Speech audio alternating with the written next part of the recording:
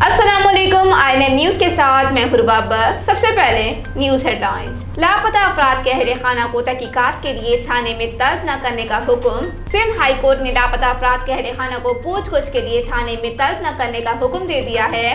Sindh high court में लापता अफराद की बाजियाबी से मुतालिक दरख्वास्तों की समाअत हुई, जिसमें अदालत ने लापता अफराद के अहले खाना को थाने तलब करने से रोक दिया। अदालत ने कहा कि लापता अफराद से मुतालिक तहकीकात के लिए तफ्तीशी अफसर अहले खाना के पास जाया करे और आइंदा किसी फैमिली को थाने तलब न किया जाए। जस्टिस इकबाल करोड़ों का कहना था कि जिसे भी तहकीकात या पेशरफ से आगाह करना है वो खुद अहले खाना के पास जाए। बंदा लापता होने से फैमिलीज पहले से परेशान होती हैं, ऊपर से उनको बार बार तलब किया जाता है। अदालत ने महकमा दाखिला को लापता अफराद के अहले खाना को थाने में तलब न करने का नोटिफिकेशन जारी करने का हुक्म दिया और समाअत 1 माह के लिए मुलतवी कर दी।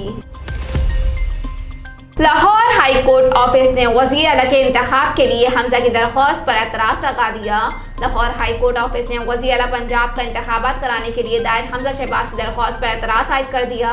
पंजाब असेंबली में अपोजिशन लीडर हमजा शहबाज ने इस ज़मन में लाहौर हाई कोर्ट में आई दरख्वास्त दायर की थी, जिसमें स्पीकर, डिप्टी स्पीकर और IG पंजाब को फरीक बनाया गया है। दरख्वास्त में मौक़िफ़ इख्तियार किया गया है कि पंजाब में वज़ीर आला का ओहदा खाली है, उस पर जल्द अज जल्द इलेक्शन कराए जाएं। दरख्वास्त में मज़ीद कहा गया है कि सेक्रेटरी असेंबली और इंतजामी अफसरान परवेज़ इलाही के गैर कानूनी अहकामात मान रहे हैं और पंजाब असेंबली का इजलास बुलाने के लिए बिला जवाब ताख़ीर की जा रही है।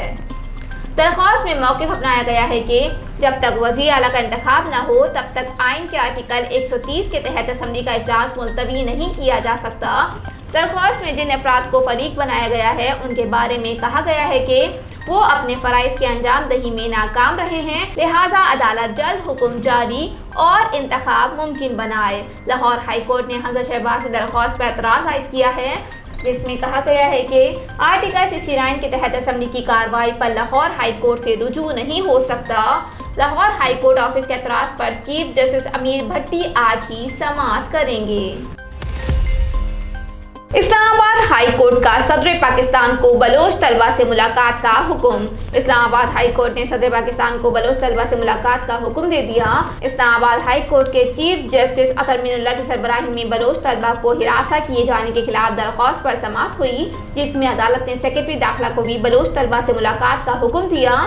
चीफ जस्टिस ने अटॉर्नी जनरल को हुक्म दिया कि बलोच तलबा के सदर पाकिस्तान से मुलाकात कराएं, जिसमें अटॉर्नी जनरल का कहना था कि मौजूदा सूरत हाल में सदर पाकिस्तान से मुलाकात के लिए कुछ वक्त देंगे। अदालत ने सदर पाकिस्तान के सेक्रेटरी को आइंदा समाअत पर रिपोर्ट अदालत में जमा कराने का हुक्म दिया है।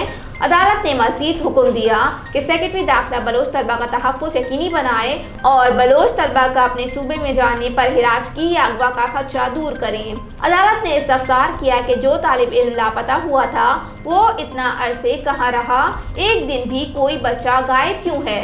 जस्टिस अतर मीनुल्लाह ने रिमार्क्स दिए कि जो बलोच तलबा के साथ हो रहा है उसका कोई जवाब नहीं, मौजूदा सूरत हाल जो भी हो उससे फ़र्क नहीं पड़ता। ये अदालत तहम्मुल का मुज़ाहिरा करती है और उसे हल्का लिया जाता है। शीरी मज़ारी ने सुप्रीम कोर्ट के फैसले को अदालती मार्शल लॉ करार दे दिया।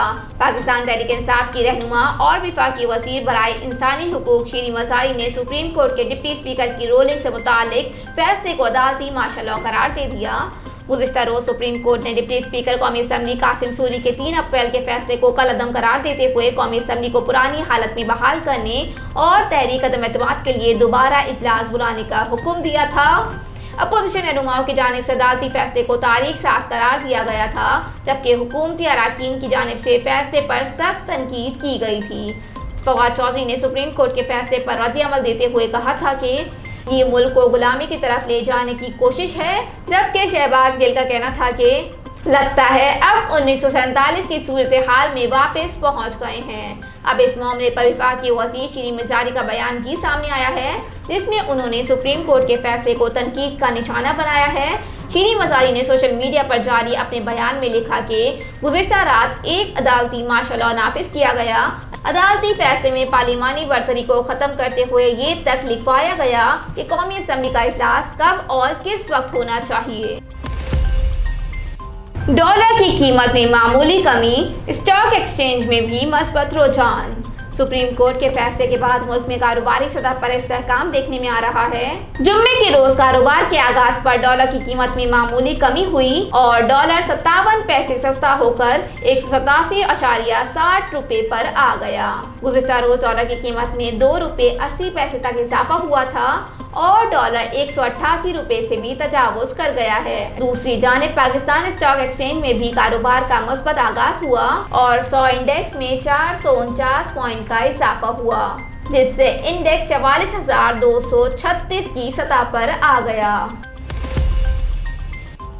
रोजनामा मेरा मुल्क कराची, लाहौर, सरगोदा, इस्लामाबाद से बैक वक्त शाये होने वाला बड़ा अखबार पाकिस्तान के तमाम छोटे बड़े शहरों और तमाम न्यूज़पेपर स्टॉल पर दस्तयाब। आप आज ही पढ़ें रोजनामा मेरा मुल्क। कराची में आज शदीद गर्मी की पेशगोई। महकमा मौसमियात ने आज कराची में शदीद गर्मी की पेशगोई की है। चीफ मेट्रोलॉजिस्ट सरदार सरफराज का कहना है कि आज शहर का पारा 42 या उससे ज़ायद को भी छू सकता है और आज का दिन पिछले दिनों के मुकाबले में ज़्यादा गर्म गुजरेगा। सरदार सरफराज ने कहा कि शहर में समुद्री हवाएं मामूल के मुताबिक नहीं चल रही। शुमाल मगरिब से बलूचिस्तान की गर्म और खुश्क हवाएं चल सकती हैं। चीफ मेट्रोलॉजिस्ट के मुताबिक कल से शहर के दर्जे हरारत में कमी आने का इम्कान है और दर्जे हरारत 38 से 39 डिग्री सेंटीग्रेड रह सकता है, जबकि 14 अप्रैल से एक बार फिर मौसम गर्म रहने का इम्कान है। अपोजिशन की जानिब से पीटीआई को मुसालहत की पेशगोई। अपोजिशन की जानिब से पीटीआई को मुसालहत की पेशगोई की है। बावसूख ज़राए का कहना है कि कौमी असम्बली में कायद हस्ब इख्तिलाफ और नून लीग के सदर शहबाज शरीफ ने जुमेरात को सुप्रीम कोर्ट का फैसला आते ही पीटीआई को मुसालहत की पेशकश की ताकि इंतखाबी इस्लाहात में तमाम सियासी जमातों की मर्जी शामिल हो। ज़राए ने दी न्यूज़ को बताया है कि शहबाज शरीफ ने मज़कूरा पेशकश अपोजिशन रहनुमाओं से मुशावरत के बाद की, जबकि ये पेशकश इंतखाबी इस्लाहात तक महदूद है, लेकिन अगर पीटीआई क़यादत किसी और ज़मन में ताउन का इजहार करेगी तो इस पर बाद में गौर किया जाएगा। ज़राए का कहना है कि वज़ीर-ए-आज़म इमरान खान आज मुस्तफ़ी हो सकते हैं, जबकि सागदार रवा माह के आखिर तक वतन वापस आएंगे। इसराइल के दारुल हुकूमत में फायरिंग से 2 अफराद हलाक और 3 जख्मी। इसराइल के तिजारती दारुल हुकूमत तल अबीब में फायरिंग से 2 अफराद हलाक और 8 जख्मी हो गए। गैर मुल्की खबर इदारा के मुताबिक फायरिंग से जख्मी होने वालों में से 3 की हालत नाजुक है। गैर मुल्की मीडिया का बताना है कि नामालूम हमलावरों के शहर के मसरूफ तरीन इलाके में मुख्तलिफ मकामात पर फायरिंग की, ताहम फौरी तौर पर फायरिंग की वजह मालूम नहीं हो सकी है। हुकूमत का मुबैना धमकी आमेज मरासले को पब्लिक करने पर गौर। हुकूमत ने मुबैना धमकी आमेज मरासले को पब्लिक करने पर गौर शुरू कर दिया। ज़राए के मुताबिक गुज़िश्ता रोज बनीगारा में वज़ीर-ए-आज़म की ज़ेर सदारत अहम मशावरती इजलास हुआ, जिसमें मुबैना धमकी आमेज मरासले को पब्लिक करने से मुतालिक मशावरत की गई। ज़राए का कहना है कि मरासले को पब्लिक करने के लिए आज काबीना से मंजूरी लिए जाने का इम्कान है। मारियोपोल में नेटो के दर्जनों फौजी फंस गए। रूसी मीडिया ने दावा किया है कि यूक्रेन के शहर मारियोपोल में नेटो के कई दर्जन फौजी फंस कर रह गए हैं। रूसी मीडिया के मुताबिक मगरबी अफराद और नाजियों को मारियोपोल से निकालने की कोशिशें की जा रही थी कि उसी दौरान 2 हेलीकॉप्टर मार गिराए गए, जिसके सबब अब नेटो फौजी फिजाई रास्ते से अनखला नहीं कर सकता। मीडिया रिपोर्ट्स के मुताबिक मारियोपोल में फंसे दर्जनों नेटो फौजी अनखला के लिए रूसी हुकाम से मौका मांग रहे हैं। रूसी मीडिया का कहना है कि नेटो एहलकारों को अनखला के लिए रूसी फौज की मदद लेना जरूरी है। रूसी फौजियों के अनखला के बदले तमाम रूसी जंगी कैदियों की रिहाई कराई जानी चाहिए। नेटो एहलकारों की मारियोपोल में मौजूदगी से जंग में टर्निंग पॉइंट आ गया है। हेडलाइंस आपने मुलाहिजा की। न्यूज़ स्टूडियो में फिलवक्त इतना ही। मज़ीद खबरों और अपडेट्स के लिए देखते रहिए RNN न्यूज़। हमारे साथ रहिएगा।